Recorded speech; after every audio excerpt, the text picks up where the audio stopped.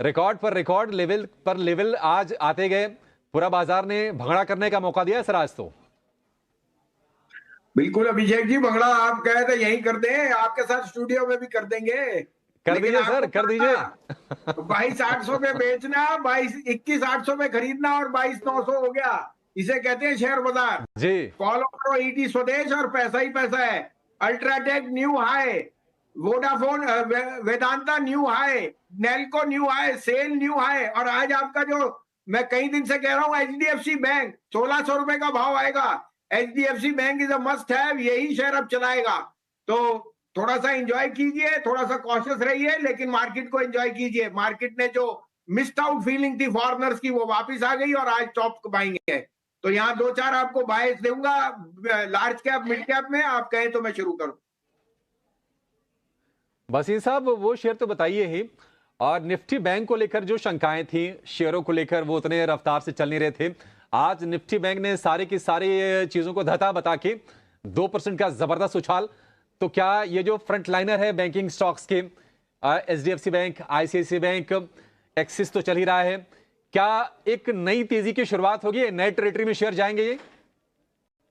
बिल्कुल बिल्कुल, अब ये प्राइवेट बैंक ही चलाएंगे और सबसे ज्यादा फायदा उनको है, क्योंकि उनके जब सीडीआर डिपॉजिट बेटर होएगा, उनकी कॉस्ट ऑफ बोरोइंग कम होएगी, they will be the ones which will write the profit. तो मैं बहुत बुलिश हूं तीनों पे, आईसीआईसीआई, एक्सिस और एचडीएफसी, और कोटक भी आप इसमें जोड़ लीजिए। कोटक के नंबर मेरे हिसाब से बहुत बढ़िया थे, तो इनमें ऐड कीजिए, ये शेयर आपको आउट परफॉर्म करेंगे लार्ज कैप बैंक। लेकिन एचडीएफसी मत भूलना, ये एचडीएफसी का भाव शायद कभी ना आए अब 14,530-14,40 का। एचडीएफसी अब 16,500, 16,500 जाएगा यहां से।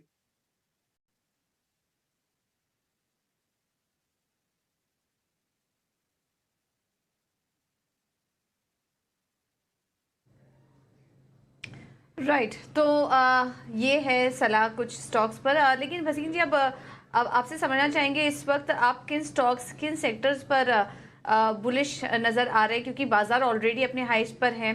काफ़ी सारे स्टॉक्स इस बीच चल चुके हैं। अभी भी मौके कहाँ देख रहे हैं आप, जब बाजार लाइफ टाइम हाई पर पहुंच चुका है? तो पूजा जी, सुबह आपको कहा था कोफोर्ज न्यू टेरिटरी में जाएगा। आज कोफोर्ज 5% बढ़ा है। ये 44, 45, 46 पे मैंने हर रोज का सृष्टि को, अभिषेक को और डिम्पी को, आज 5,162 बिक गया, 5% अब था। और विप्रो ने तो अभी कुछ भी नहीं किया। विप्रो 525 रुपए वाला शेयर है। विप्रो में आपको बहुत तेजी दिखेगी। Wipro, HDFC bank. तीसरा ए बी कैपिटल। देखिए एबी ग्रुप की री रेटिंग है, लेकिन जो उनका एबी कैपिटल है उसके रिजल्ट्स आई थिंक सबसे शानदार थे इन द फाइनेंशियल सेक्टर। तो मुझे वो बहुत बुलिश है। और मेरे जो दो फेवरेट्स हैं, इंडिया बुल रियल एस्टेट, जहां पे अब एम्बेसी का नाम आ गया, इक्विनॉक्स नाम आ गया।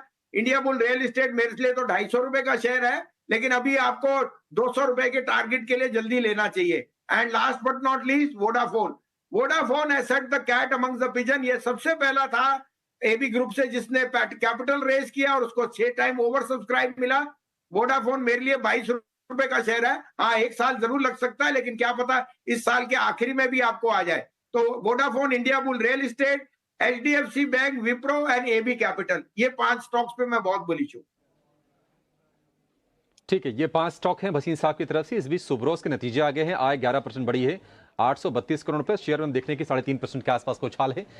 ईयर ऑन ईयर आधार पर ये फिगर है। सुब्रोस ऑटो कंपोनेंट वाली कंपनी है।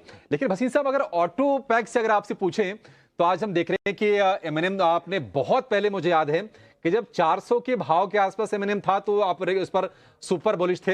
अब तो एमएनएम 2,500 रुपए के वाला शेयर हो गया है। तो एक बार ऑटो स्टॉक्स में बताइए कि अभी आपको क्या पसंद आ रहा है? किसी को पोर्टफोलियो अगर सजाना हो तो कौन से मस्ट बाई हैं? हाँ, बहुत अच्छा आपने याद दिलाया। MnM has been a 5 bagger, लेकिन अब मुझे अशोक लीलैंड डबलर दिखता है। डबलर क्या, 300 का भाव तो बिल्कुल दिखता है। अशोक लीलैंड आर्ग्यूबली कल उसके रिजल्ट है, शायद सबसे अच्छे रिजल्ट आए। और मुझे अशोक लीलैंड के साथ मारुति, ये दोनों शेयर आपके पोर्टफोलियो में जरूर होने चाहिए। तीसरा आप एक मदरसन सुमी ले लीजिए ओईएम में, ये भी बहुत आपके पैसों में पैसा बनाएगा। लेकिन अशोक लीलैंड, मारुति टॉप पिक्स हैं यहाँ पे। अशोक लेलैंड भसीन साहब को पसंद है। भसीन साहब देखिए, बहुत बातें हो रही थी कि चुनाव जब बीत जाएगा, नई सरकार बन जाएगी, तो शायद इंफ्रा को लेकर जो रफ्तार बनी है चुनाव से पहले, शायद थोड़ी सी वो स्लो पड़ेगी। लेकिन स्टॉक्स इसके संकेत दे नहीं रहे हैं। हम तमाम स्टॉक्स को देख रहे हैं कि तेजी से चल रहे हैं। एनबीसीसी हो, पीएनसी इंफ्राटेक हो, एचजी इंफ्रा हो, ऑर्डर भी मिल रहे हैं और एग्जीक्यूशन भी जबरदस्त है। इंफ्रा को लेकर आप कितने बुलिश हैं? एलएनटी भी आज जबरदस्त रफ्तार में है, आप क्या कहेंगे इंफ्रा को लेकर? बिल्कुल बिल्कुल। और इंफ्रा में आपने लार्ज कैप तो सारे ही देख लिए। एलएनटी हमारी टॉप पिक है, एनबीसीसी 35 पे। यहाँ पे मैं एक जुअल दूंगा, एचसीसी, हिंदुस्तान कंस्ट्रक्शन। देखिए, हिंदुस्तान कंस्ट्रक्शन ने 6,500 का एसपीवी बना दिया, जिसमें लवासा क्लियर कर दिया। Hindustan construction today has 38% share in hydro, in nuclear and in solar power. और साथ में जितना आपका महाराष्ट्र में और उसमें इंफ्रास्ट्रक्चर है, from your bridges to your Worli sea link, सब हिंदुस्तान कंस्ट्रक्शन। मेरे हिसाब से हिंदुस्तान कंस्ट्रक्शन का भाव 100 रुपए होना चाहिए। इसमें एबिटा पॉजिटिव है और साथ में जब डेट का वो एसपीवी बना लिया तो अर्निंग्स ऑन प्रेजेंट का आई थिंक ये आर्ग्युबली सबसे बढ़िया इंफ्रास्ट्रक्चर प्ले है। Fit sir, thank you so much आपका फिर से समय देने के लिए और बाजार की इस नई ऊंचाई पर हमसे बातचीत करने के लिए और अपने तमाम स्टॉक्स हमारे दर्शकों को रेकमेंड करने के लिए बिल्कुल टाइमली मैनर में। Thank you so much sir. नतीजों का सीजन लगातार चल रहा है। पीसीबीएल के नंबर आ गए हैं। एबिडा 11% बढ़कर 310 करोड़ रुपए पर आया है। लेकिन अगर आय की बात करें तो वहां पर भी 16.5% के आसपास का उछाल है। 1929 करोड़ रुपए का ये फिगर आया है आय का। मार्जिन के आंकड़ों पर नजर रहेगी। फिलिप्स कार्बन ब्लैक ये वही कंपनी, उसी का नाम है। हालांकि नतीजे आने के बाद हम देख रहे हैं कि शेयर में कमजोरी थोड़ी सी बढ़ी है। दिन भर में एक सपाट कारोबार हो रहा था, लेकिन जो नतीजे आए पीसीबीएल के, उसके बाद शेयर अब 1.5% नीचे कारोबार कर रहा है। मार्जिन को लेकर शायद थोड़ी डिसअपॉइंटमेंट आई होगी, ये चेक करना पड़ेगा। वैसे भी अगर हम महीने भर की बात करें तो एक रेंज में ही रहा है पीसीबीएल का शेयर, ज़्यादा हमने तेजी देखी नहीं है।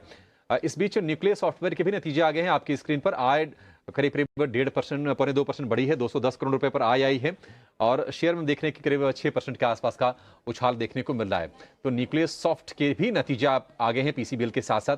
आय में 2.25% के आसपास की बढ़त। 250 भी क्रॉस हो गया प्रदीप। कॉल्स में तो जैसे आग लग गई है। मतलब आज सुबह किसी ने अंदाजा लगाया नहीं होगा। आप ये बताइए कि यहां से बाजार को आप कैसे देख रहे हैं? क्या ये तेजी और कंटिन्यू होगी? 23,000 तो बहुत दूर लग भी नहीं रहा अब तो। जी, गुड आफ्टरनून एवरीवन। तो ओवरऑल एक सेटअप समझना जरूरी है। हमने एक ट्रिपल टॉप का फॉर्मेशन देखा था 22,775 के आसपास, जो 10 अप्रैल के टॉप बने थे। तो ये टॉप निफ्टी ने सब्सिक्वेंटली 2 बार काटने की कोशिश की, पर 22,800 के नजदीक से काफी सेलिंग आ गया था और फिर वहां से हमने करीबन 900 साढ़े 900 पॉइंट का करेक्शन देखा और अब जाके ये जो एक अच्छा खासा करेक्शन कंसोलिडेशन का फेज है, उसका अपवर्ड ब्रेकआउट रिजॉल्व हुआ है।